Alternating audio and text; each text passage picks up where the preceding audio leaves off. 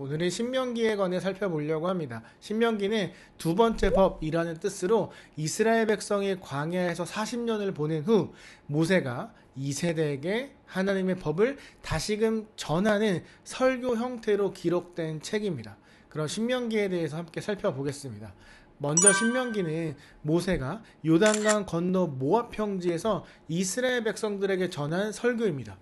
모세는 2세대에게 시내산 율법을 다시 가르치고 그들이 약속의 땅에 들어가서 살 때 하나님의 말씀을 따르기를 권면하고 있습니다.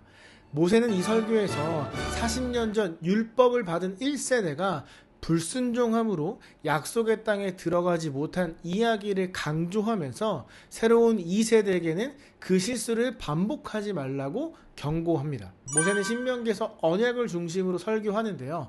1장 1절에서 5절을 보면 하나님과 이스라엘 백성이 맺은 언약을 다시 확인하고 있습니다. 그리고 4장부터 26장까지는 모세가 이스라엘에게 하나님의 율법을 다시 알려줍니다. 이 중 5장 6절에서 21절에 십계명 10가지 말씀이 다시 언급이 되고 이후 다양한 구체적인 사례들이 등장을 합니다. 27, 28장에서는 율법을 지키면 복을 받고 불순종하면 저주를 받는다, 그런 경고가 등장을 하죠.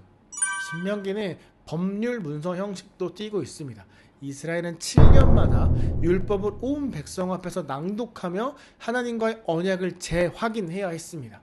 모세는 후대들에게도 전쟁, 왕, 선지자 등에 관한 법도 가르쳤습니다. 먼저 전쟁에 관한 법입니다. 이스라엘 안과 밖에서의 전쟁을 구별해야 되는데 이스라엘 밖에서는 남자는 다 죽여야 하지만 여자와 어린아이는 살려두어야 합니다. 하지만 이스라엘 안에선 헤렘, 모든 것을 진멸하라 라는 규정을 통해 모든 생명과 전리품을 하나님께 바치고 우상숭배자와의 접촉을 막아야 했습니다. 왕에 관한 규정은 왕은 하나님의 말씀을 주야로 묵상하고 율법을 공부하며 우상숭배와의 정치적 동맹을 위한 첩을 많이 두지 말아야 하고 부와 큰 군대를 조직해선 안 됩니다. 선지자에 관한 법은 진짜 선지자는 반드시 하나님의 이름으로 예언해야 하며 가짜 선지자는 다른 신의 이름으로 예언하는 자로 규정해 처벌하라 라고 합니다. 이 신명기는 모세의 설교 형태로 기록되었지만 3인칭 시점에서 이야기가 진행이 됩니다. 신명기에서 모세가 가보지 못한 요단강 저편이라는 표현도 나오고 책의 일부는 모세가 죽은 후에 추가되고 편집되었을 가능성이 큽니다. 이 신명기는 모세의 마지막 설교로 볼 수 있고 이 설교에서 가장 중요한 메시지는 하나님의 백성은 하나님의 법을 지켜야 한다는 것입니다. 모세는 광야에서 태어난 2세대에게 1세대가 하나님께 헌신하겠다고 약속한 그 언약을 계승, 이어받을 것을 이야기합니다. 이 언약을 통해 그들이 하나님의 법을 지키고 그에 따라 복을 누리게 될 것입니다. 신명기는 구약의 여러 언약들과 신약에서 예수님을 통한 새 언약으로 연결이 됩니다. 아담, 아브라함, 모세, 다윗과 맺은 언약들을 통해 하나님은 자신의 백성을 구원하고 다스릴 왕을 보내실 것을 약속하셨죠.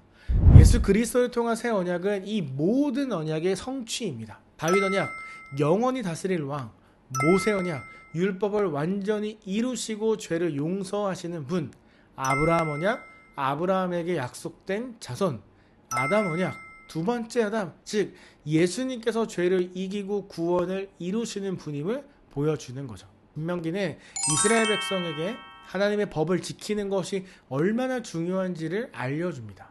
이 율법은 단순한 규율이 아니라 그들의 삶과 관계에 깊은 영향을 미치는 하나님의 약속이기도 하죠.